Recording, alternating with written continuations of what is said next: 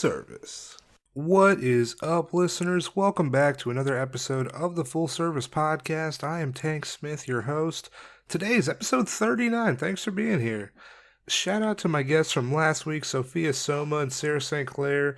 Sarah, Sophia, thanks for coming on the podcast. Listeners, if you've not listened to last week's episode, Margarita Party, what are you doing? It was a good time.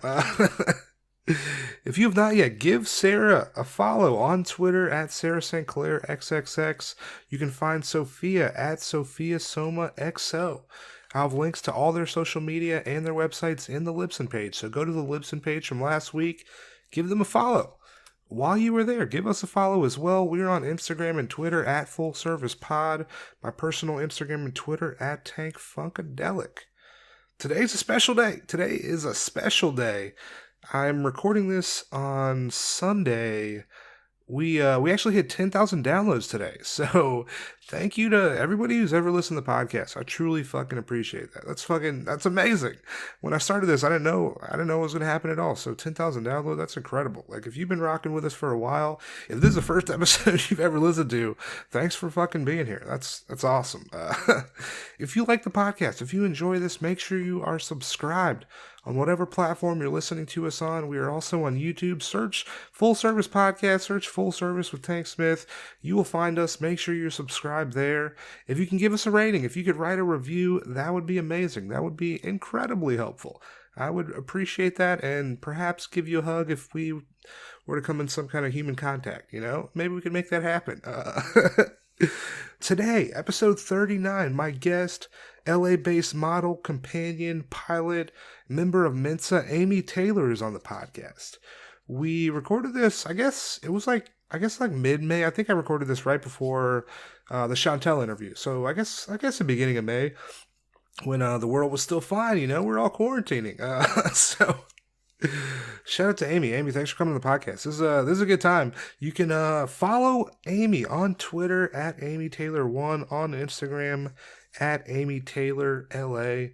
I'm excited for this one. We talk about her starting a companionship, dealing with crazy clients, getting a hit put out on her, fucking being a genius. It's crazy. So stay tuned. I'm fucking excited. Sit back, relax. Ooh boy, this is my interview with Amy Taylor. Thanks.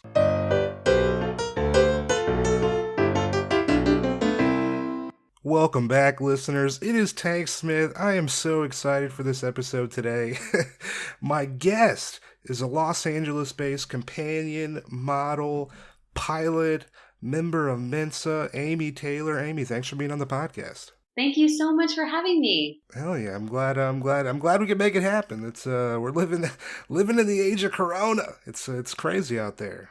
It is. We don't go outside anymore, so it's nice to anybody, especially you. Yeah. How's Los Angeles? I don't know, but I know the inside of my house. No, I'm kidding. It's crazy times, as you said, but at least the weather's beautiful. So when I'm still allowed to walk the dog, so that part's nice. Oh, okay. I feel like there's more squirrels out because there's less human activity and traffic, and so my dog is just in like murder mode all the time. It's really, yeah. I never even thought about this. Just these squirrels must be loving Corona. Jesus Christ. Has anyone asked, are the squirrels responsible? I don't know. They started it all to get rid of us humans. Stop having it. God damn. Look, I'm sure you've read, there's less traffic, there's less pollution, the air's cleaner.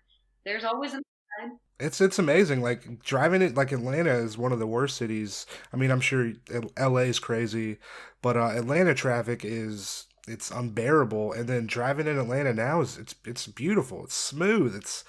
It's unlike anything. It's incredible. I think your traffic is worse than ours the few times I've been to Atlanta. And I don't understand why half the streets are named Peachtree. Yeah, it's... I actually grew up in a town called Peachtree City. Of course you did. Yeah. We drive golf carts. It's crazy. Oh my God, that sounds adorable. Yeah, my high school had a golf cart parking lot. What? Yeah, a lot of the grocery stores have golf cart parking spaces. There's like 90 miles of golf carts, and people just like drive around golf carts everywhere. How fast can you get a golf cart going? I think most governors kind of like top out around like 20 miles an hour, but some that don't have governors on it, you can go down a big hill. You can get that shit just like however fast it'll go. It's pretty fast for having no doors. Yeah, Like, that shit can be scary though. There's people that have like flipped. I know people that have like flipped golf carts. My buddy's like broken the axle on his golf carts. People like yeah, golf cart crashes can be kind of dangerous. yikes. I know Yeah, some of the golf courses stayed open in some counties in California. Basically, in all this nonsense, it depends which mayor had a buddy and decided what was essential, right? So, yeah. one of the mayors in the county where I was lived as a kid, Sacramento, he's a big golfer, so all the golf courses there stayed open, but they're not allowed to drive carts. They have to walk. Really? I don't know if that's like a virus thing or just I don't know. Yeah, I know But here. I know here. I think well, at least where I'm at, they kept all the golf courses open. My roommate, he's a golfer, and so he's played a couple times during this whole Corona thing. lucky ours are all closed. But I'm gonna Damn. start making up random Corona facts that like it's now mandatory to get a golf cart. It's the only way. And You just should. ask. Didn't you read that article? Like now everybody drives. Don't you know? Like You have to have a golf cart. That's what they yeah, said. I get my news from my dreams. Like I feel like if you're confident enough, you can really tell anybody anything and they'll believe it. You just gotta have a lot of confidence. being on the internet, the things I've read about myself, I've read many times that I'm a man. Really? Yeah, like I mean, I know I'm not like Cindy Crawford, but geez, like I mean, yeah, I don't know what that people. I used to read a lot of crazy rumors that like when when you've had any kind of reasonable success, if I can say I have, they start attributing like supernatural powers. So I read that I actually had like a team of people. I wasn't just one person. And, I mean, That none of it made any sense, but I like to see the fill in of insanity in the absence of fact, right? And you're seeing that right now in these times with this oh, virus. definitely. Oh yeah. People are like, we don't know what's gonna happen. Let's just say something and hope it comes true or something. Do you have any conspiracy theory friends? I've got a few. They like, Oh yeah, I mean, I talked to a lot of people that are like, hey, it's like 5G is like my oh actually my weed dude. He's a flat Earth guy, boy, and he was talking to me saying like it was like a 5G thing. It was like I guess the symptoms of coronavirus are similar to that of like radiation poisoning, and it's all coming from the cell phones. oh boy. You This gotta I've out heard, crazy him and be like, well, that depends if you like believe in cell phones. Just yeah. and be like, depends on if you think the Earth is real. What flat Earth? Yeah. Like, It's all simulation, dude. It's not flat. see, do that. He will freak out. You might not get your weed delivered. Maybe be careful. Yeah, I can't. I mean, I can't be. There's a line up to where I can insult him before like he starts pinching off the bag. So it's a delicate relationship we have. But I mean, oh, back in the day when I first used to do this, I saw a guy once in Houston. I look back, this guy ran a major company. So he was not, he was like a regular part of society. But I look back and think maybe he was trolling me because for fun, because he used to tell the most ridiculous lies. And because I was young and broke, I was just like, okay, because, yeah, money, and he wasn't harmful or scary. Now I would be like, oh, you're probably going to kill me. And I would leave now. yeah. He said once that he never needed to sleep. And of course, What? you'd catch him asleep in the middle of the night, of course. He didn't really have to eat. And so he would take me to restaurants and he would just like sit there and watch me eat. Uh, Really? well, I'm quite sure that at some point he ate. I never saw it, but I know he must have, right? He was alive. That guy probably ate weird though. Yeah, he dumped a lot of pepper on his food when he did eat, like a lot of pepper. Crap. How can you? I mean, like, there's some lies you can tell that aren't really verifiable, but it seems like somebody you're gonna spend the night with will be able to verify whether or not you're sleeping or not. Yeah, I looking back, I mean, this is the naivete of having been in your 20s because I can't believe I wasn't more afraid of him. I think because he ran this massive multinational company and he had kids and a family, I was like, well, he can't be too nuts. He had all the traditional markers of success, but I think he was just like he said that he had these, Fabergé eggs, those painted eggs from Russia. Oh yeah, yeah, Well, so you can buy like fake ones at Pottery Barn or something and put them in a curio cabinet. They're just tchotchke for your house. People have like decor in their house, like stuff, just to make it pretty. And so he yeah. had a few of those. And I was like, oh, Fabergé egg copies. And I knew they weren't real Fabergé eggs because the real ones are in like the Hermitage Museum and they're priceless. Like nobody has those, right? They go in museums. And he was like, yeah, those are Fabergé eggs, and Napoleon gave them to me. Fucking Napoleon? Well, Like not Napoleon Bonaparte? yeah, What? right. And also, Fabergé eggs are from Russia, and Napoleon was from Paris, so wrong country. Um, Yeah. and at the bottom of them, they had stickers on that said Pottery Barn, so they were not from Napoleon. Dog. What the fuck? How did I stay? And I saw this guy for a couple of years.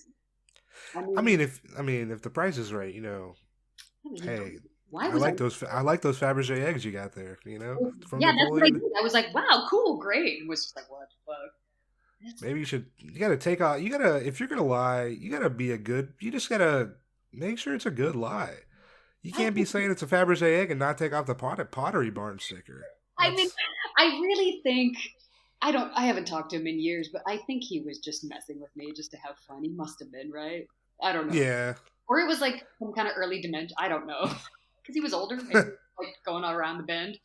I don't know. Maybe that's the. Maybe it's like at that point, like that's the only fun you can have is just like telling like little lies and being like, "Oh, she believed it. I'm having fun. Whatever. Doesn't hurt anybody." But He come saw on, dog. women. He had this penthouse apartment in a major city that was just for meeting girls. He didn't actually live in that very nice apartment. He just, and so the doormen knew, and they didn't really care.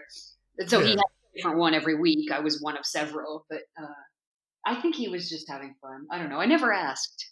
I finally got too freaked out by him. We never saw him again. This is God, almost a Yeah. decade now. But I mean, the alternative was not being able to buy groceries or pay rent. So I didn't really care if some weird old dude was lying to me. I mean, Yeah. Say whatever you want, dog. Just keep paying, please. one, he was very easy to hang out with. It was nothing demanding. So what the hell, right? Yeah, it's different if you're like lying and then like actively like forcing them to be like you better believe like versus like telling a lie and then it's like okay, it's whatever. Well, emotional labor versus physical, right? I was kind of Yeah, okay with emotional labor. I never wanted to be physically very taxed, so I chose the way I chose. Others choose differently. I had a good girlfriend in New York who she did not enjoy being like high end, multi hour travel, dinner. She went back to being 1 hour, just fun, and then back home to her family. She was like, I yeah, don't want to go to dinner with these guys. I don't want to go on trips with them. And yeah, that's her choice. She probably made more than me, but she just, everybody's different, right? And it's fine. yeah, yeah, definitely. I know you're a pilot, right? How long have you been flying? So I flew for a hobby when I was in grad school, and then I got my commercial licenses right before the Great Recession, so like 2007. The Okay, reason I did that is it becomes a really expensive hobby if you want to fly big, fast equipment. okay, If you want to fly anything more than like a little tiny crappy plane, you got to fly commercially for pay and probably on somebody else's dime. So I went and got all those licenses and tickets, and then I flew cargo and I flew some charter, and right now I'm a flight instructor. So okay, sweet. yeah, it's beautiful. The world's beautiful from above. You don't see the problems, you just see the beauty. Hell yeah. What made you like interested in flying? Have you just like your whole life wanted to fly or?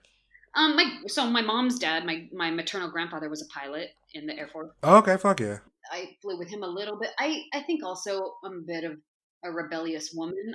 I look very feminine, but my interests sometimes are masculine. Well, that's not entirely true. I like cooking and fashion and makeup, but I also like to shoot guns and fly planes and ski pretty in the trees, and a lot of what I like golf. I like, well, a lot of the things I like aren't really girly. Like I don't enjoy shopping for clothes. I do it because I need to look nice, of course. But I think that might have also made me a decent companion because some of the things I like are kind of guy things, right? So Yeah, these guys could have a travel partner who didn't want to spend all day on Rodeo Drive shopping. Not that they didn't take me there, but that's not my favorite thing to do. I'd rather go play golf, and then they could have the hot chick, right? So oh, I'm sure they love that. Yeah, well, probably, and I think I wanted to fly because it was something they said girls don't do, and if you tell me it's something that I can't do or shouldn't do, I'm definitely going to do it yeah. because I've got that kind of rebellious thing in me. How is it being a female pilot is in a like male dominated industry? It's a pain in the ass. We're 94% female, I think now, 95. And you get sexually harassed all the time. Really? I've been hit on and aggressively hit on in every job I've ever had, and by other pilots, by bosses, by yeah. And so that's why I don't mind being an escort, because if I'm going to get bothered for my femininity, I might as well get paid a lot for it than have Yeah. people do it, refuse to pay me, and then try to get me fired when I say no, which has Yeah. that's been I've suffered greatly at the hands of men that I refused to give sex to in aviation and in other jobs. Damn. Well, can't have it both ways. You can use as a woman, you can use your sexuality to get things, but when you refuse to give it, sometimes guys get mad, right? Yeah. Goes like that. I've also never paid for a drink in a bar, so I got that going for me. Goddamn, that's nice actually. You know what you would like most about being female? You never have to work for sex. You can just go outside with a pulse and somebody will. Yeah. It might not be who you wanted, but it might not call you tomorrow. He might not like you, Yeah. but you never have to be starved for sex if you're female. It's Yeah. it's easier, I guess. We get that. Yeah. I was talking to one of my friends and I'll be like, I'm like, we're it's just like it's a lot easier for you. It's a different thing. Like yeah. Well, 'cause you guys will give it away. I mean, stop doing that. If Yeah. you guys would hold out on us, then we would chase you, but you don't. That is true. It's just like dudes like lack of self control is truly a problem. It's So it must. I mean, I'll never be a man, so I'll never know. As good as it feels for us, it must feel amazing for y'all because you seem to want it even more than the horniest chicks I know. So I don't know. Maybe it's even better for you guys. I don't know. Well, maybe one day we'll be able to figure out I maybe guess. some. I would like to know, maybe for a day, just to see what it's like. Fuck yeah. I looked up Mensa last night because I saw that you're a member of Mensa, right? Um, And so it's the High IQ Society. How do you become a member of that? How can I get in? How do I do that? so douchey. So you can go on their website and they have approved IQ tests. There's lots of different ones that are approved, and you can take one. And if you score in the top 2% by whatever pool they have, I guess, then you get in, and that gets you a whole bunch of nothing. Is there any kind of like valid like say I want to take a Mensa test, right? But then I just get my other friends over here that are also really smart. We take it all together. Is Can you do that, or is there some kind of like a way for them to know that it's legitimately you taking the test, or? Well, I don't know because I got in on my GRE scores. So Oh, okay. I'm not good at much, but I am very good at taking tests. So when I was in my last year of UC Berkeley, I was going to come down to LA for graduate school. I wasn't sure exactly when, like I wasn't applying right away. I thought I'd work for a while first. But so I took the graduate record exam, both the general and the subject, which my subject was molecular biology. That's what I majored in, and that's what I was thinking I would go do a master's or a PhD in. Ended up switching to an MBA, but that's another story. So I took the general GRE and this subject. I did not study. I took it with a hangover, and I only missed one. Damn. So, well, it's not a useful skill, but I am very good at filling in bubbles on Scantrons. I'm sure that's not how they do it anymore, but 20 years ago they did. Um, so I don't know why. My father's a professor. I think academia is either in my blood or culturally is in me because I grew up around it. My parents are academics. And IQ tends to measure that, like how good you are at standardized education, Yeah. reading, vocabulary. And so it's terribly biased.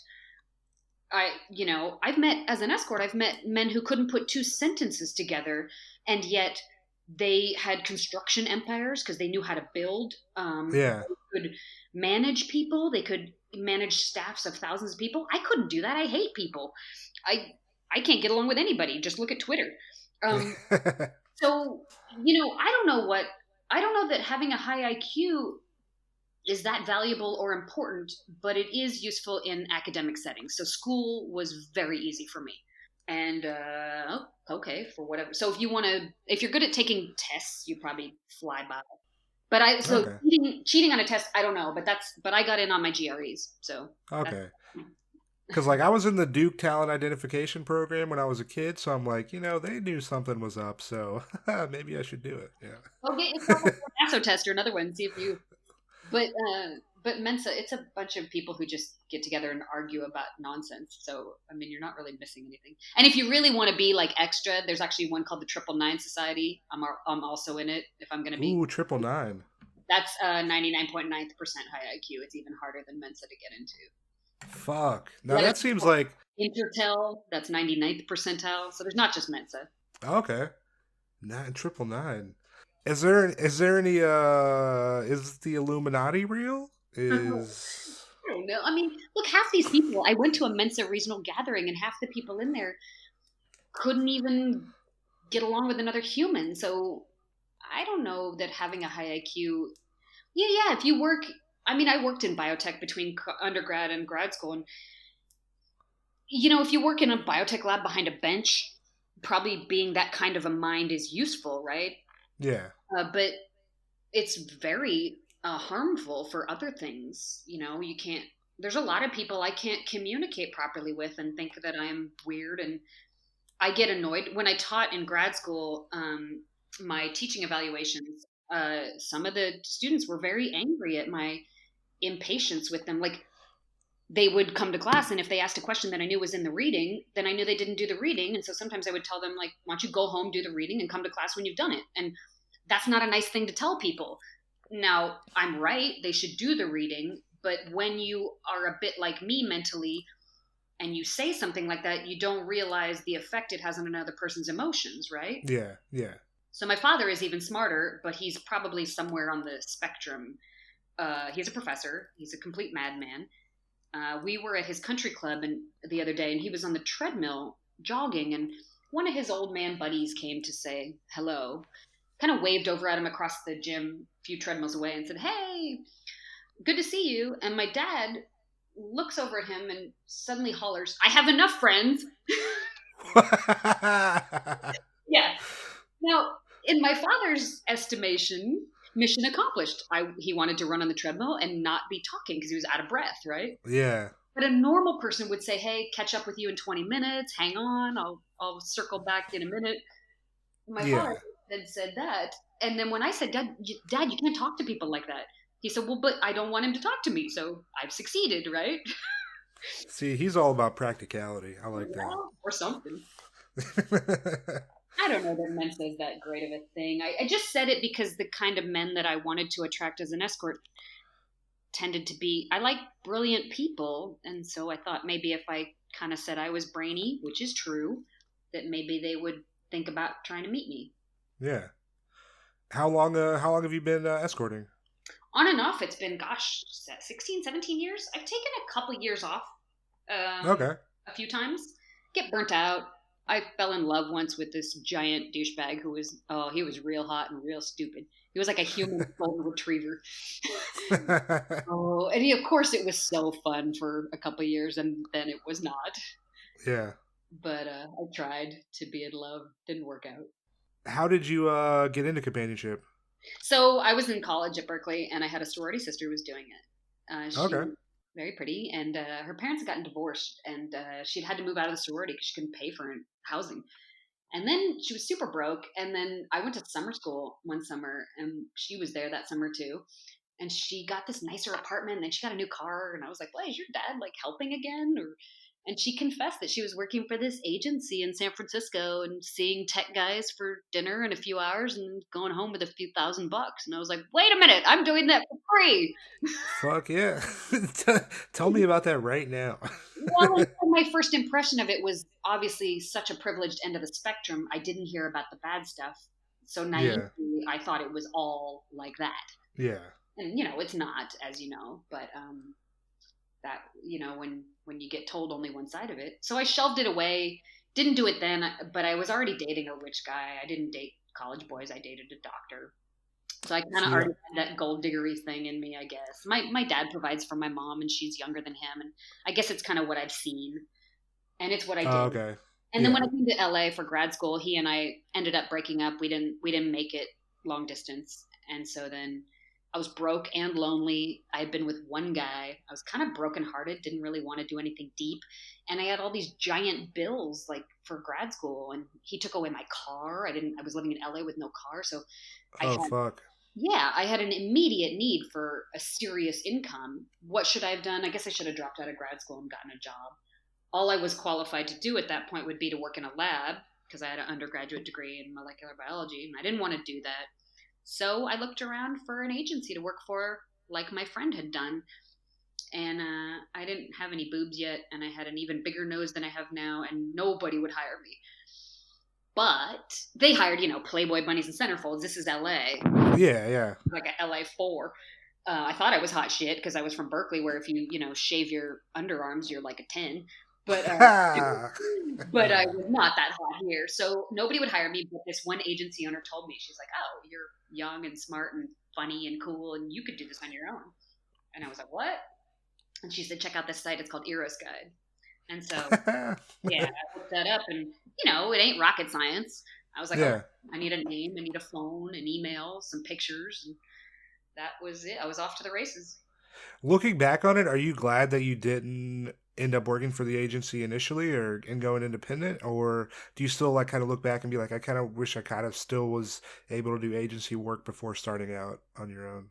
Well, she ended up in real trouble a few years later, so I guess it's good I wasn't with her then. But she was a Yeah. nice person, and she's fine. She's emerged from it and survived, and now she like writes books and does speeches and stuff. I liked her. I think it would have been fine. She was one of the more ethical ones. Some are trash, right? But they painted her as a bad person. But I spoke to her several times. I don't believe she was. Now I might be wrong. I didn't meet her. I didn't know her life, so maybe she was abusive and horrible. But I think it would have been fine if I had worked for them. I would have had more time for school, and that's why a lot of people prefer agencies because they've got other things going on, family, job, school.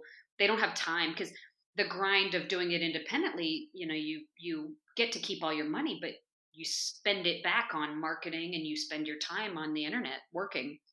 Oh So yeah, I mean that's the amount of time you're spending marketing yourself. I mean, ads are expensive. I did an episode that came out yesterday where I mean, Eros now is like a couple $100 a month plus whatever other marketing costs you have, photo sets, freaking yeah. responding to people. It's a full-time thing. It's a lot of Yeah. work. The only thing that's obviously better about being independent is that you cut down the volume of men you see because you can book them at your schedule instead of calling in for duty and seeing whoever wants an escort that night. Yeah. Although I think some agencies they send your regulars your schedule and pre-book you anyway. And then the argument would just be, well, why do you need the agency anymore? Nobody's doing anything for you if you're seeing only regulars. You kind of just Yeah. don't need them. But they do sometimes. There are very, very high-end agencies. They're not even on the internet. They represent really famous women. Like one of my clients was a billionaire, and he showed me the manila folder of headshots. And some of these women are very famous and Oh fuck. they cannot be on the internet like me. It would ruin their careers. They're actors and house Oh, okay. people, women so they do it very privately, and there's no website. There's the guys have a cell phone of a manager, and they do it very low tech private. So that still occurs, but that's the very high end like Monte Carlo, forty Oh, thousand okay. night stuff. That's not for regular people, and those Yeah. agents never would have hired me. Oh, were you? Is that what you were trying to? Is that what you were reaching for, kind of thing, like that kind of agency? Yeah, the one I was reaching for was like it was pretty, maybe not quite that fancy. She did have a website, but she didn't have that many pictures. You had to have a password, and Oh, okay. most of her employee women did not have pictures because they wanted the discretion because they were models and actresses. And Okay. and I was so delusional from Berkeley, I thought I was hot shit that I could get hired by that kind of thing, and no, absolutely not. Yeah. So I was just not pretty enough. And then you get surgery and you improve your looks a little, and maybe, but then you start to get too old. That's the other problem that happens on the other end. But Yeah. yeah, I was always a B plus, not an A. Like I got scouted for Playboy. They did the interview in Burbank, sat me there, and then they decided I was not quite hot enough for U.S. Playboy, but I could be international and I could be web. And I Hey, that's yeah, still good. I mean it's fine to be a B plus, but I've I've happily realized that I'm a solid 7.5, 8. And you know what's wonderful about that is I didn't rely on being. I had to have a personality. I had to be funny and smart, and I think it's Yeah.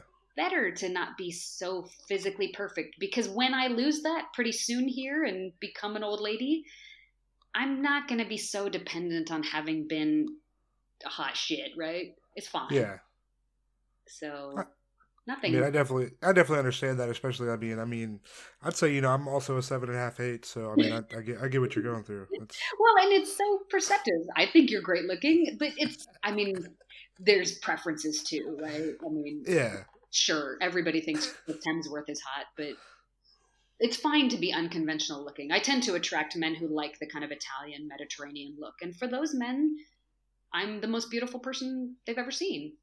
yeah, Right. But fuck as I yeah. said earlier, this business is probably easier if you are 28, skinny, and a white blonde girl. It's probably going to just be easier because more people like that, right? Yeah, I mean, when people push the idea of beauty on you, you kind of see that as beauty, even though you're like, I don't really understand why, but it's like just because it's just been pushed to you your whole life, Yeah, it's racism, and hegemony, and the dominant culture always decides the norms, whatever's proper table manners or proper attire or what's considered beautiful. And in this horribly racist country, the dominant culture was, Scottish, Irish, British descent white people, right? yeah, yeah. So I don't know why we think. I mean, I'm Jewish. I don't know why people think Jews are ugly. I don't know what's the problem with having a little bit bigger nose. Why is that? Why is that bad? And same thing with I now don't. being over 40. I love being this age. I don't understand why That's what people. I don't know. I think times are changing a little bit. Yeah. I think. Oh yeah. That's how I feel. Yeah. Times are changing. The future's gonna be a lot different. Have you noticed? These old motherfuckers gonna be gone, and then we can Yeah. run how we want. You know. Well, I've noticed in modeling that because all these old white guys are dying off, that the newer models are not nearly as anorexic because younger men, they want some ass. Hell yeah. I don't know who ever liked that anorexic look, but young guys don't. I feel like as hip hop is integrated into American culture, people are like, you know what, that booty, I like it. And now girls can eat and not have eating disorders like everybody did back in the day. It's lovely. Especially like twerking is really taken off. I feel like, Yeah, uh, work. Nobody wants to see some anorexic bony ass twerking. That's just sad. yeah, I didn't say it, but yeah, hey, Uh, yeah, I don't know. I mean, norms. I'm glad they changed. I guess that's why we have to die, right? You die out with your shitty ideas and get replaced by some better ones so slowly. that's what my mom says all the time. She's like, there's a reason like God didn't make people to live to be like 200 years old. She's like, new ideas have to progress, and for that to happen, older people have to die off. You know, it's like, She's a yeah, smart lady. Well, they say society improves one funeral at a time. yeah. I mean, yeah, We're all yeah, hope so, right? Hope so. yeah. When you started companionship, right? Did you have? I know you had your friend that worked for the agency in San Francisco. Did you have any expectations of what like companionship was? And when you started, did that differ from any expectations, or you kind of going into this like, we'll see what happens, kind of like open minded? What are you? How do you feel? Well, obviously, I thought it was all fanciness and high pay and tech bros that would be super smart and classy. And, I thought you go see some nerdy rich guy who doesn't want to marry you and you probably wouldn't anyway. And to some degree, that has been the nature of my career. But the problem was that because she told me it was all so perfect, I didn't know how to screen properly. So I didn't screen when I was new. I hung out my shingle on the old Eros guide, and the first client was a Hollywood agent who I saw for like, God, 10 years. We went all over the world together, and he was awesome. But my second client was a cop. Yeah, Oh fuck! that date was fun until it wasn't. Did you actually get like arrested? Yes, I did. Oh man. He was a great actor and he was kind of nice looking for an older man. And I thought I had met somebody lovely who lived kind of close to me and would maybe take care of me. And I was trying to do a good job to make him like me so he would see me again and again. And instead, he fooled me and I got thrown on the floor and put a gun to my head and went to I went to Shit. jail for about an hour and a half. The sandwiches aren't very good in jail. I don't recommend them. I mean, I want to take. They like those little tea sandwiches with the crust cut off, the same as they have at the Ritz Carlton in London for high tea, except it's a lot different than the Ritz Carlton in London. I was gonna be like, damn, they serving Ritz Carlton sandwiches in jail. Maybe we're gonna see what that's I would have about. gotten murdered if I had said that. Although I had not been to the Ritz Carlton high tea yet, that all came later, of course. I met a woman in there who was in there for check kiting, writing bad checks. And Okay. she told me all about how you do that. So had I wanted to embark on a career of check kiting, I would have been an expert by then. Uh, Man. and about a year later, I was walking through the Beverly Center with some girlfriends who had no idea at that point I was an escort. I hadn't been outed yet, so nobody knew. Um, and I was walking, and this woman came that I had been in jail with Haha. bags walking the other way. She'd probably just written some bad checks to Forever 21 for all I know. Uh, and she was like, "Hey, how are you?" And my girlfriends were like, "Do you know her?" I was like, "Nope." Walking. Yeah, you never you know who you got see again. you got me twisted. I don't know who you think I am, but Yeah. shit. Well, so it was awful. They interrogated me, and he was such a creep. This cop. He retired with honors now, and it all got dismissed because he did things he should not have done. Uh, but he also tried to. He was like, "You're too good for this," because they search your car and they find out you really are a grad student. He was like, "You're too good for this business, and you should instead date my rich brother who lives in like Laguna Beach." I was like, "What the fuck are you talking about? You just arrested I'm me. I'm gonna sitting here I'm in my gonna arrest yeah. I'm I'm gonna arrest you and then try to hook you up with my brother. How Yeah, about like that? now you're going to be my pimp and hook me up with your rich brother because you're saying that's safer. And I'm sitting here in my underpants in handcuffs when you guys have photographed me and you're laughing at me and I'm shivering and you're interrogating me. And I mean, I don't even know if he really had a rich brother. It was probably that good cop, bad cop bullshit they do where they're just lying to you. And this guy he should have gotten an Oscar for what a good actor he was. Uh, Damn. yeah, he was very successful at his job, a disgusting human being. And they wanted me to be ashamed and hate myself and repent. They offered me a job in a house cleaning service. and Really? yeah, fuck that. And instead, I got mad because I was like, I didn't hurt anybody. And this would have been dating. He would have become a regular because he would have liked me. They all did. They always Yeah. do.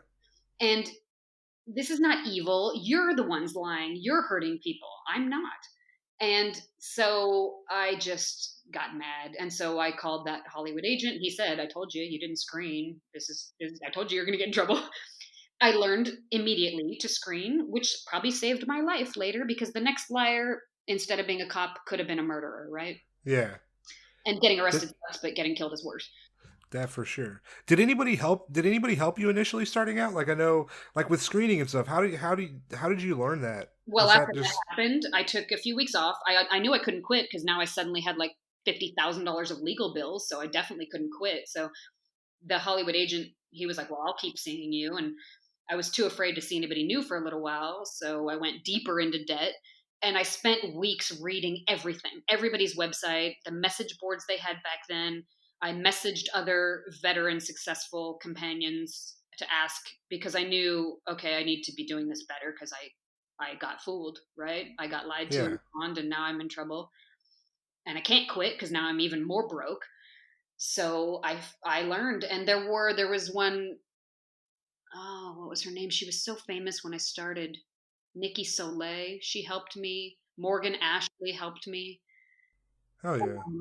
They sent me some of their regulars, so I had clients, which I'll be grateful to them forever. These are women who are all retired now, and they're fine, by the way. They're perfectly fine in life. Yeah. Um, the Alley of Los Angeles helped me out. So yeah, and because I told people what had happened to me, I suddenly became legitimized in my industry because but this trial by fire of getting popped, people were like, "Oh well, she's real."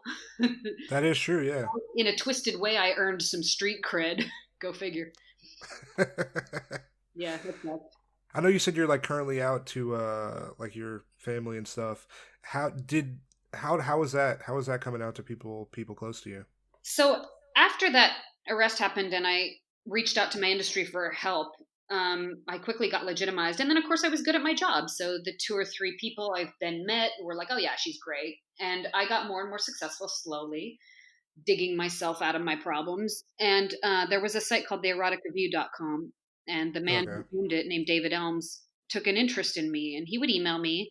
And then he asked me one night to give him my number. He wanted to talk to me about some business stuff, and stupidly I did. And so he started calling, and he lived not far from me, about 10 miles away, and he kept asking me to come over. And I knew he was hitting on me. You're used to that when you're a 28-year-old woman, everybody's hitting on you. Um, Yeah. but he got aggressive, and as I got more and more successful and his review site got more and more successful, he started to say things like, "You're not going to be able to get clients without me. I'm going to corner the market." He called women his inventory. And if you do that to me, I'm going to fight back just to show you that you don't own me. I'm coming for you, dog. Yeah. Well, I didn't want to sell sex acts. I didn't want to meet people who bought acts. I wanted to meet people who bought me, and didn't care what happened. They wanted to meet me. I don't want to be a commodity because then I'm replaceable. It's just stupid business to be commoditized. That's why the airlines don't make any money because they're a commodity, right? Yeah. So I told him I'm not going to be on your site. It's illegal to sell sex acts, and I don't want to be a commodity to make you money. So you can go fuck yourself. And that made him mad. And I didn't realize I was poking a bear. He was a very bad person. He had raped a woman. He was a crackhead. He collected automatic weapons. He was a real thug. Like Yeah, in I've read some not good things about him. yeah, he's basically a gang member type. And over the years, we both got successful. And I knew he didn't like me, but I didn't realize how much he hated me. So in 2007, he bought my legal name, my birth name.com, and built a No. website identical to amytaylor.com, except that the text on it outed me and also said some very creative lies, like that I slept with animals and things, some good stuff. Who would put that on their website though? You know. Well, it had my address, my parents' information, and so a client sent that to me. By this time, I was had been successful for years, and we had no idea who did this. I thought it was maybe a girl who hated me, competitor, or if I had pissed off a guy and forgotten about it, maybe. So the only way to get the private registration revealed was to file a lawsuit. That's the fastest way to reveal the hidden registrant who owns this. Yeah. So I had my lawyers do that, and I'll be damned if it wasn't him. So I remember I was in the grocery store buying salad, and I called him. My lawyer told me not to, but I'm so stupid I did. I called David and I said, I know that you did this to me. And he said, if you come over to my house and have sex with me, I'll take it down. This motherfucker. God Don't you damn. his drugs, right? He's a crackhead. And so I said, as I was picking up a bag of lettuce, I said, I'm going to fucking destroy you. And I hung up and we filed the suit. If you ever sue somebody, it's great if they're a crackhead because they don't show up in court. So we won, of course, because he didn't make it to his court date. He was too busy being on drugs. And then he got so mad. So it ruined my life. I got outed to everybody. I lost my boyfriend. I miscarried my unborn son. I lost my job. My family didn't talk to me for 2 years. I cobbled together a flight job in Phoenix and escaped there. Rented an apartment so there wouldn't be any purchase of a home because I didn't want him to know where I lived. And just was flying every day. On Christmas, my family didn't want to see me, so I served meals to homeless in Phoenix, which actually was pretty cool. Yeah. And I just flew every day, just buried. And my lawyers were figuring out how to deal with. And then one night I was driving back from Williams Gateway Mesa Airport to the apartment, and the phone rang, and it was my lawyer on the phone with the DA, Christy Bell in Phoenix. And my lawyer said, "Can you pull over?" And I said, "Okay." I pulled over. Oh God. He said, "David Elms is driving to Phoenix right now to kill you." What the fuck? Yeah, he was mad that I won the lawsuit, and so the major offenders unit intercepted him and arrested him, and he got 5.5 years in prison or something, and he's out on parole now, and he has left me alone, and I obviously don't go to Phoenix. I hope he continues to leave me alone. I'm sure he still hates me, but maybe he's cleaned up and gotten healthy and realizes he was obsessed with a bunch of photos. He never even knew me. He never met This me. He was this obsessed. guy. And it was some men in this business, unfortunately, especially pimps, which he's just an online pimp, right? It's the same as a pimp. I'm going to control your career, and if you don't, Yeah. then I'm going to destroy you, right? It's just the same as a pimp. It's just internet based. And they hate women so much that if they can't own us, they want us dead. That's the mentality of men who hate women, right? That's fucking crazy. Well, and I kind of engender that because I'm a very feisty woman, and I've had several men, but he's the only one who's ever acted on it. Yeah. Most of the guys hide. So, like, right now, Eros and Erotic Monkey and Rub Maps and all of those are owned by this David Azzato guy. The U.S. government's trying to get Azzato. They haven't yet. They will. And he's your classic Eastern European helicopter owning criminal. He's had a judge killed, and he's a real piece of work. But he hides out in Dubai and Switzerland. And this Oh, okay. Holmes was different. He wanted to interact with people, and he lived in the U.S., so it was bad luck, right? If I had lived in New York, it probably never would have happened. Is he still associated with the erotic review still now? Well, so the shell company was called Treehouse Park, and it banked at Safe Harbor Bank in Anguilla or some Caribbean offshore bank. There has been no sale. So many people think that he just buried it in shell after shell after shell company, which is what they do to try to hide. They put 15 different shell companies in between, and they try to say they don't own stuff. That's what Azado is doing to the U.S. government right now. He's claiming he doesn't own the biggest sites that are left, but he does. So that's what these guys do. They bury it in shell companies, and because those countries don't have to turn over records to the U.S. government, it becomes very difficult to find out who owns stuff. But the U.S. Okay. government, the arm, they have infinite resources, and the arm of pressure they can exert on other countries is pretty serious. They have trouble exerting pressure on like Switzerland and Dubai, but on Yeah. smaller countries, they tend to push and push until they win. It just takes time. It's very slow. Tends to take years. And plus, it's also money involved too, to where it's Well, and they don't go trying. after it if there's no money to get, because then how do the FBI agents pay for the millions of dollars they have to spend? They have to justify their budgets, right? Yeah. So they like to arrest U.S. based people because they can freeze the bank accounts a lot easier, right? Like that's why Rent Yeah. was such a great get for them, Yeah. and Backpage less so. But if the money's all overseas and the people are all overseas and the servers are all overseas, it becomes harder. But U.S. usually keeps trying. We'll see. I have no idea how much effort is behind it. If they'll give up, if they won't. I mean, obviously, in my opinion, it's a Medusa's head. You cut off David Elms, you allow Azado. If you somehow succeed in getting Azado, which I don't know if they will or not, there'll be another David Azado tomorrow. Well, I guess essentially the government's goal is just get somebody at that head to where they can control and kind of oversee, to where they kind of allow shit to happen. The best way But to do it still, is make it legal, make it a sanctioned normal industry like you did with weed. And yeah, then you can handle stuff in court like any other business. And when David Elms, I mean, they are sort of doing that, right? They arrested David Elms when he was trying to murder me. But I had a girlfriend in Canada the other day. A client came to her hotel room and he started being rough, and she was able to just call the cops and deal with it normally. yeah, It's so much better.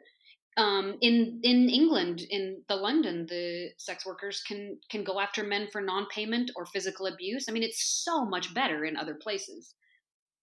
because it's like almost to where it's like you're doing something.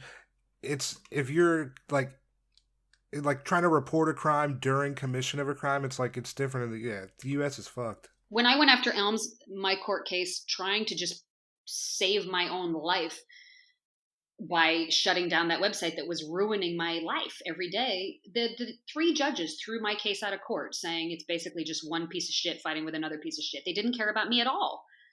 And Damn. well, and I had a lawyer who was missing the fear chip and said, "No, I'm going to fight for you, and we're going to find a judge that at least thinks David Elms is a bigger piece of shit than you."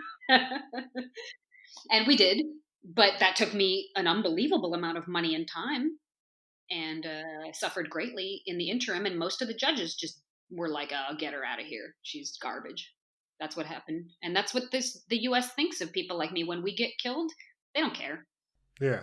Phoenix, they didn't go after him because they cared about me. They went after him because it made great headlines in Phoenix to get him. I just got lucky. That's crazy. That's just him being upset for that long. I feel like he really needs a big theme in the Medea movies is always forgiveness, and I feel like maybe he needed to watch a Medea movie. I think watching me, I mean, I get that now on Twitter that there's people who, when you post that you have a nice life and something good happened to you, they just hate you. They just hate you. It's envy. It's envy. Well, I mean, it's a lot more fun to hate on shit sometimes than understand it. Maybe. Or that's just, who the fuck does she think she is? All that garbage. And I guess I should post more of the bad stuff because then they wouldn't think you're so arrogant. But that's not good marketing, right?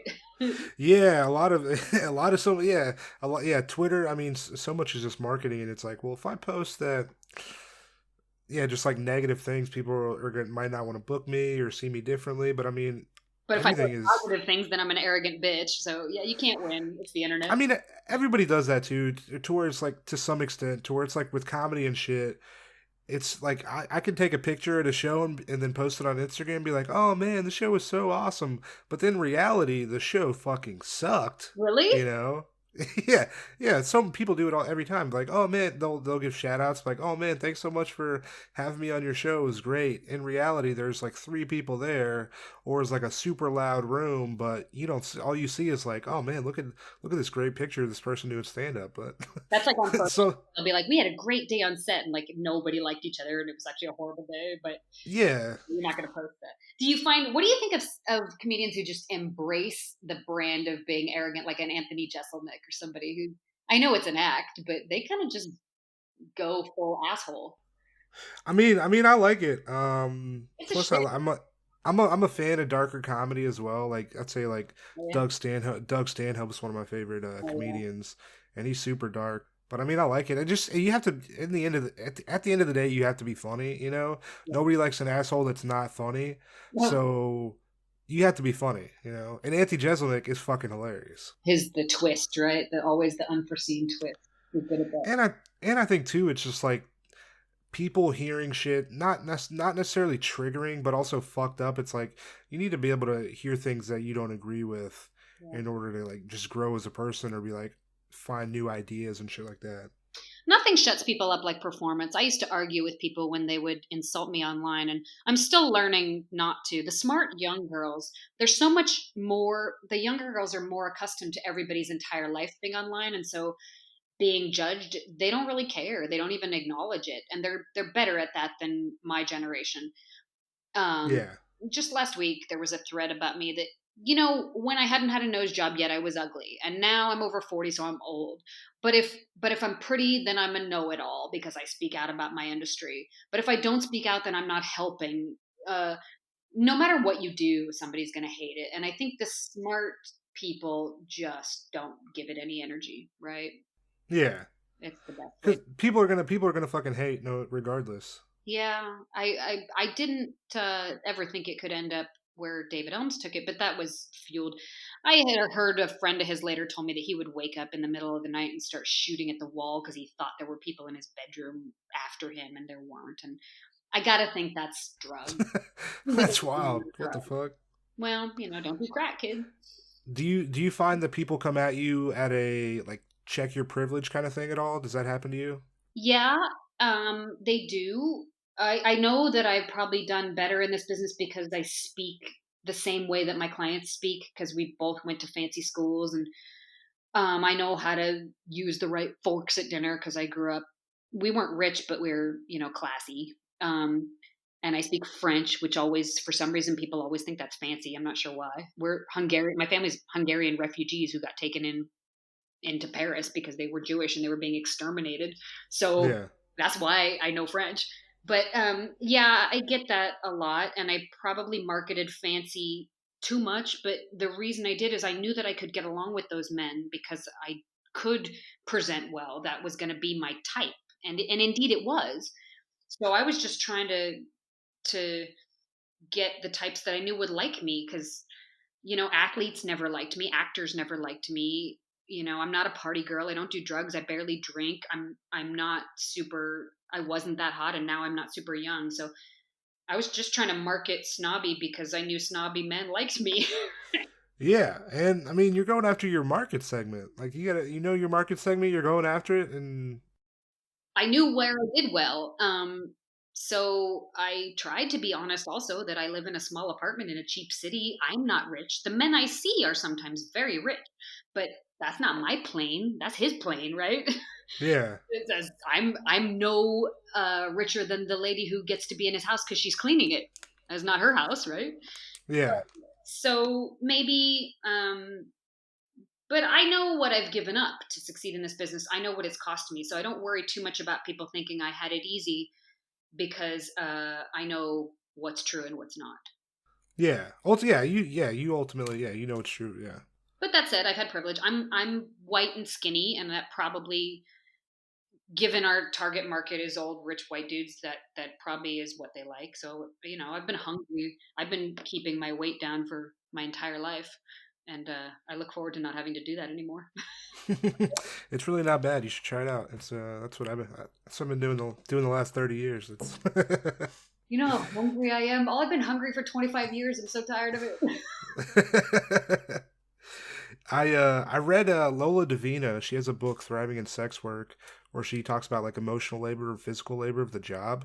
Do you feel like your job is more like physically laborious, emotionally laborious?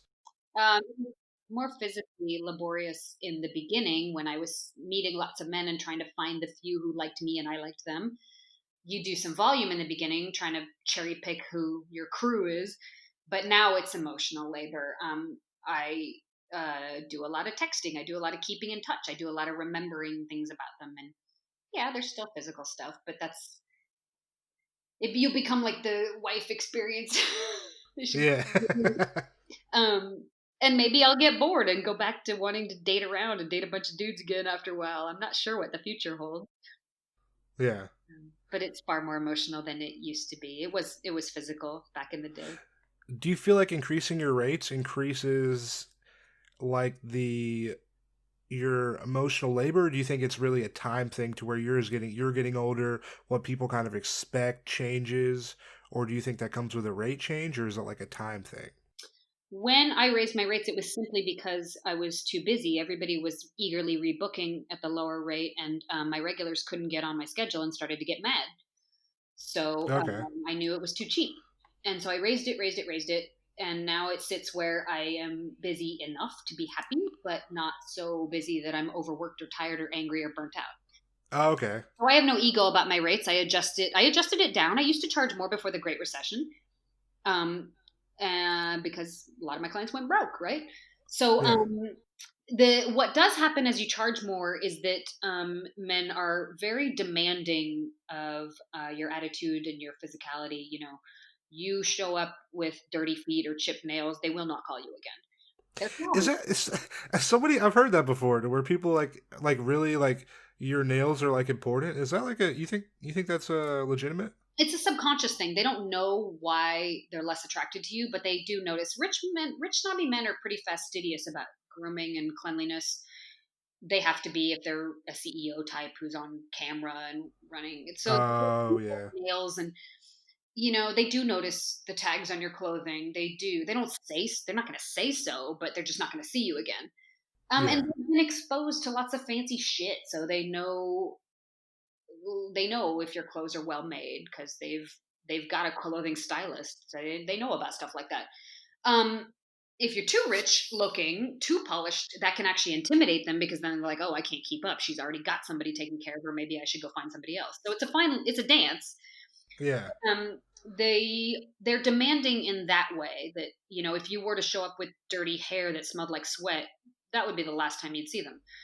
Yeah. They wouldn't be mean to you or say anything; they would just disappear. I've noticed very very wealthy men. If you so one time one wanted to change schedules on me. He was flying back from Asia, and I threw a little bit of a fit about the lost couple of days of income because he didn't want to pay for them.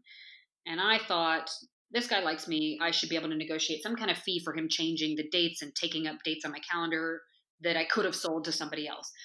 But Yeah. I was too rude and I was too angry. And so he sent me a big giant check and a very beautiful necklace, and he never spoke to me again. Damn. Well, he didn't do drama in his mind. Yeah. And so, did I make a mistake? I don't know. If I had allowed him to do that, would he have flaked on me all the time and cost me too much money to be a good client? Maybe. So maybe I didn't have a choice and I had to get rid of him, because you can't have a flaky client because you won't make any money. Um, Yeah. so I don't know that I had a choice, but what I do know is that the way I handled it without grace and elegance and sweetness, I did lose the client. And that's because very rich men typically will not engage with drama with women. They will simply replace you. Do you think that was a good move on your part? Do you still feel like, are you glad that happened, or do you wish you wouldn't have been so outspoken? He was lovely and I miss him, and he treated me incredibly well in every way, not just financially. If I had known for sure that he would only flake once, obviously it would have been better to let it happen, take the hit, and keep seeing him for years and years. If I Okay. had let it happen and he would have started flaking on me every single time, then I had no choice and I had to lose him as a client. So I just don't know. I don't know. Yeah, I mean, hindsight's also 2020 to where it's like you never know what'll happen in a situation until you get behind it and you're like, oh fuck, this is what happened. Well, I Yeah. wouldn't have known that unless that actually happened. I require deposits, and most of the men who've ever had to change schedules, they're just like, "Hey, keep the money. I don't care." Because Okay. for super rich guys, $1,000, it's not that big of a deal to them. Um, Yeah. and so I've been very rigid and serious about scheduling, but that said, so are they. If I were to try to reschedule dates on my clients or make up some bullshit about being too tired, or they would be mad because I don't let them do that to me. So you have to Yeah. give what you get, right? If they are expected to be reliable, obviously so am I. Yeah. And I am. I do not overbook my time. I never show up unpolished. I never show up tired. I never show up anything but beautiful and happy and doing a good job because they deserve nothing less. Yeah. I know it is a job. How do you feel on days? Do you ever have days where you're like, I don't know if I can do this Yeah, that's when I kind knew of thing? I wanted to take some time off. When I fell in love with the baseball player, the hot golden retriever who was dumb and happy and I fell stupidly in love with, uh, Yeah. my heart started to be in the way. And I remember being in Miami with a client, and it was a lovely client, somebody I knew quite well, but I just didn't want to be there. And Yeah. so it was time to take a break. And obviously, as I told you, that relationship didn't work out. And but I wasn't in the right headspace. And so if I start feeling that, I know it's time to take a little break or vacation or something, do something else for a while. That's what's up. That makes sense. Yeah, they deserve focus, right? Yeah. I mean, yeah.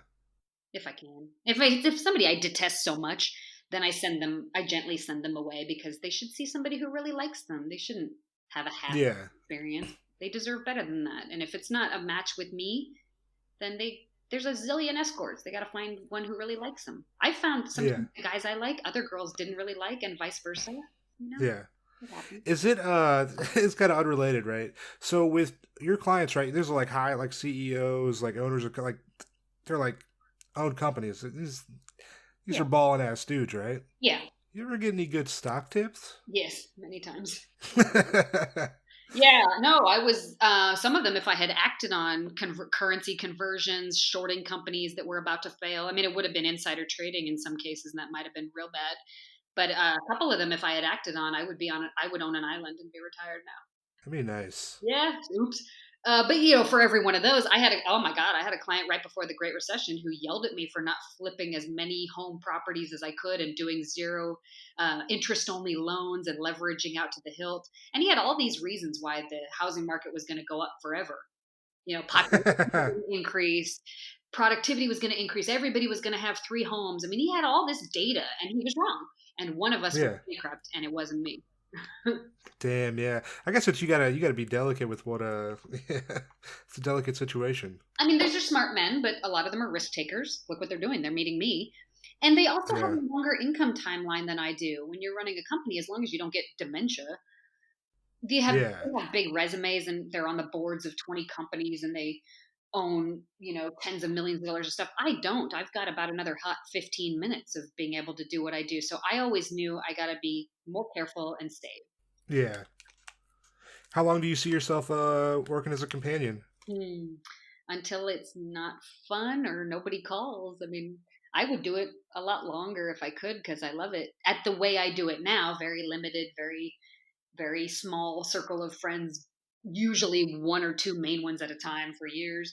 But I imagine, I mean, I'm 43, so I don't know if these kind of men don't usually want to hang out with a 65-year-old lady. I, If like if the clientele changes, I guess like say, well, I guess are you trying to stay at your current like you'd want to stay at what you're doing now? Would you like work at like a not necessarily like lower rate, but like change your business model, I guess, on who you're attracting, like as time goes on, like I mean, you tend to see men who are at least a decade older than you. That's what they're paying for. It's typically someone younger and prettier.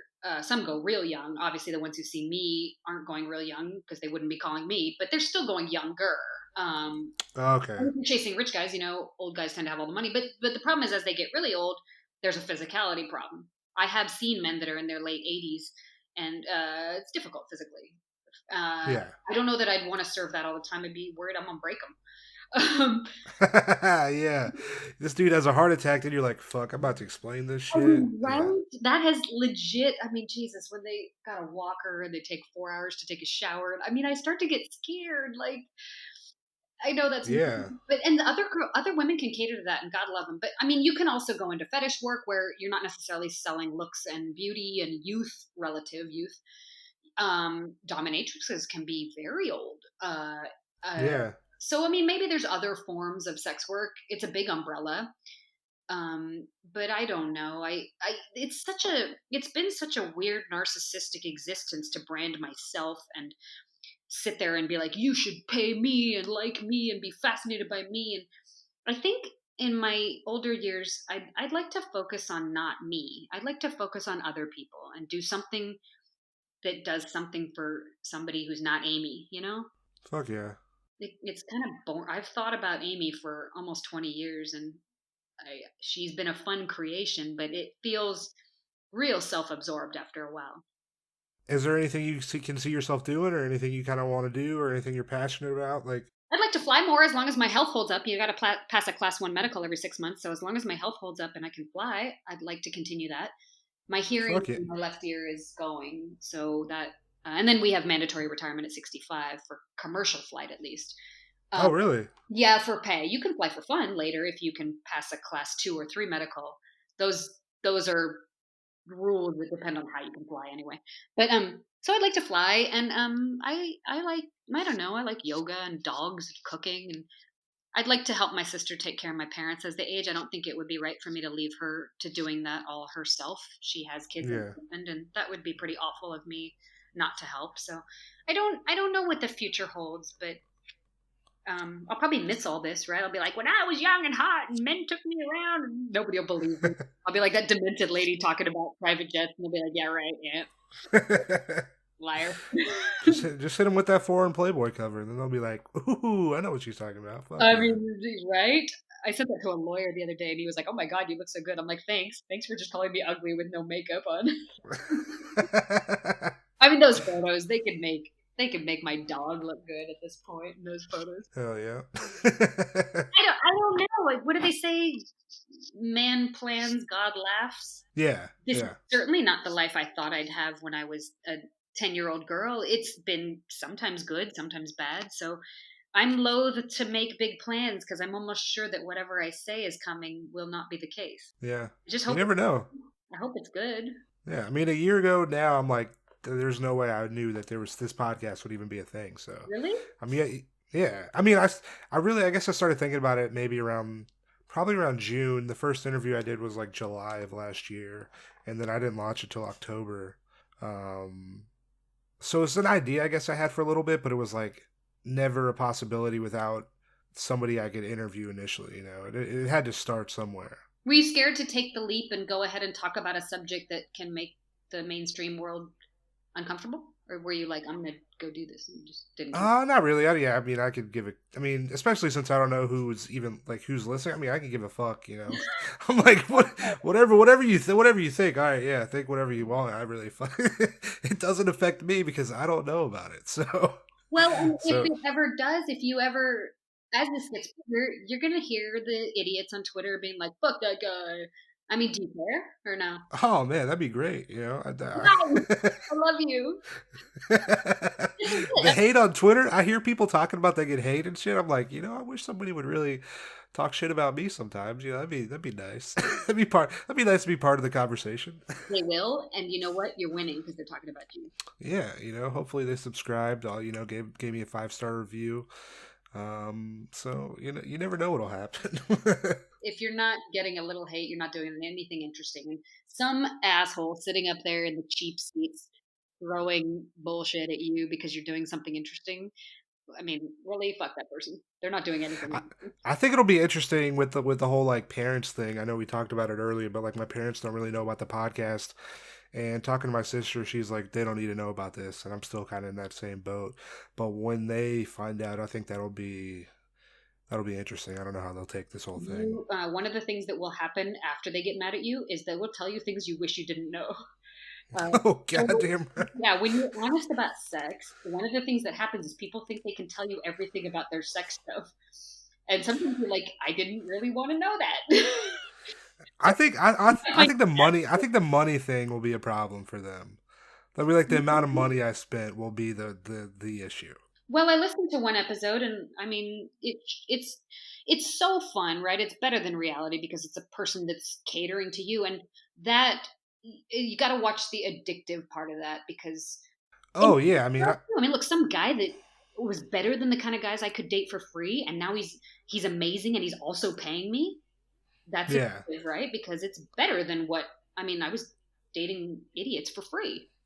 yeah. So you got to kind of curb that and realize this is fun, but I can't, like alcohol. It definitely can be addicting for sure. I feel like when I actually like I feel like I do kind of go and like have like a binge kind of thing where I'll be like, oh, I'll do this thing for a little bit and then I'll be like stop and then I'll do some for a little bit and stop. But the binges get fun. They can be expensive, you know. Yeah, I had a client who used to often take like a year off from escorts just to make sure he could.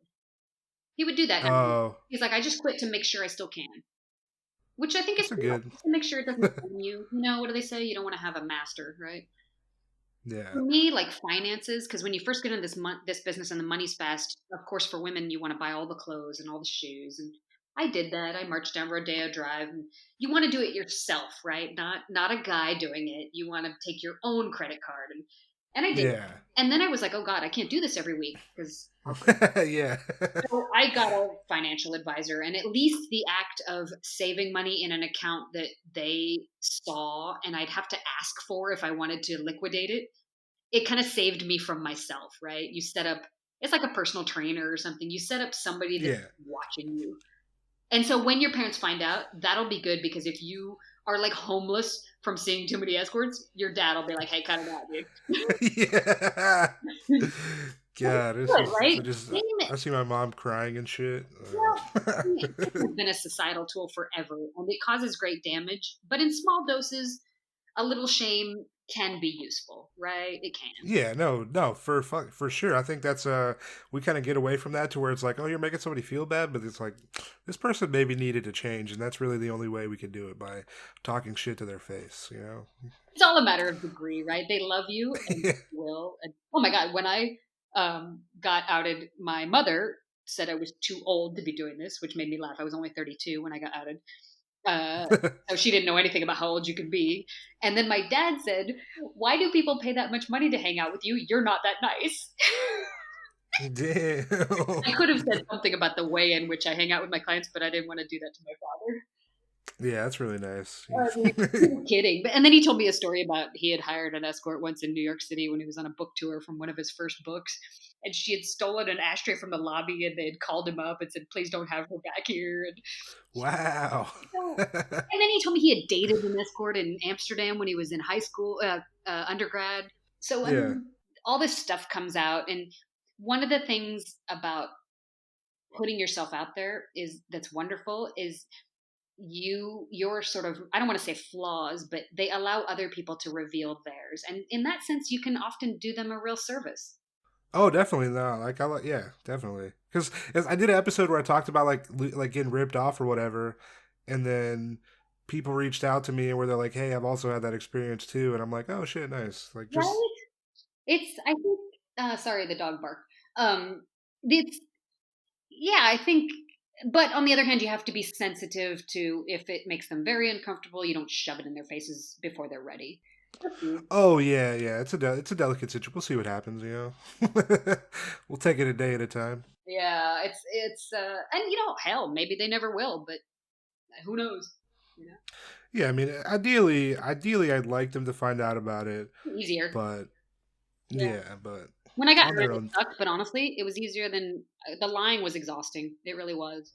Yeah, So I don't know. fuck Nothing yeah, good or bad. It just is, right? yeah. Yeah. Well, Amy, I appreciate you. I appreciate you coming on the podcast. This has been a good time. Yeah, likewise. It was a real honor to get to chat with you. Thank you. Fuck yeah. Where can the people find you on social media? I'm on Twitter, Amy Taylor One.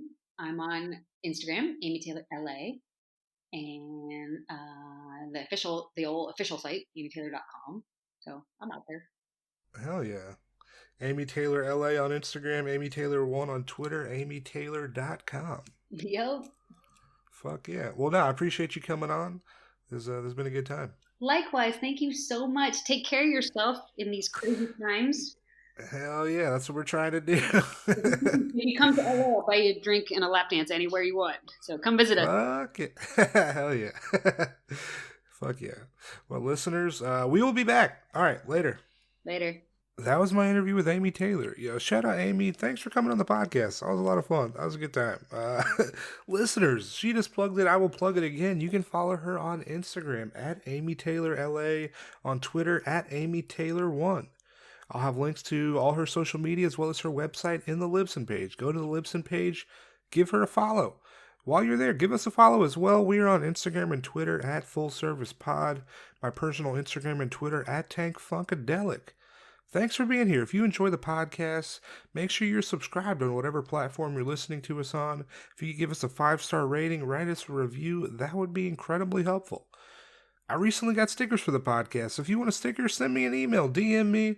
I can make it happen. Hit me with an address and I got you. Our email address for the podcast, fullservicepod@gmail.com. If you want to hear anything discussed on the podcast, perhaps if you want to be on the podcast, if you just want to tell us how you're doing, send us an email. But no, this has been episode 39. Thanks for being here. I have some links for you in the Libsyn page for today. I have a link to a GoFundMe for the employees of Goodnight's Comedy Club in Raleigh. I also have a link to a GoFundMe for George Floyd and Breonna Taylor. And also a link to the Atlanta Solidarity Fund. It goes for bail for people that have been arrested protesting and also helps them get access to lawyers. So, hey, if you're able to donate, that'd be great. If you're not able to, I completely understand. But I appreciate you being here. 10,000 downloads. It's fucking crazy. Y'all made this happen. I fucking appreciate it. Next week, I got a solo episode coming at you. So, hey, it'll just be me talking for a little bit. It'll be a good time. But no, thanks for being here. I will see you on Tuesday. Peace.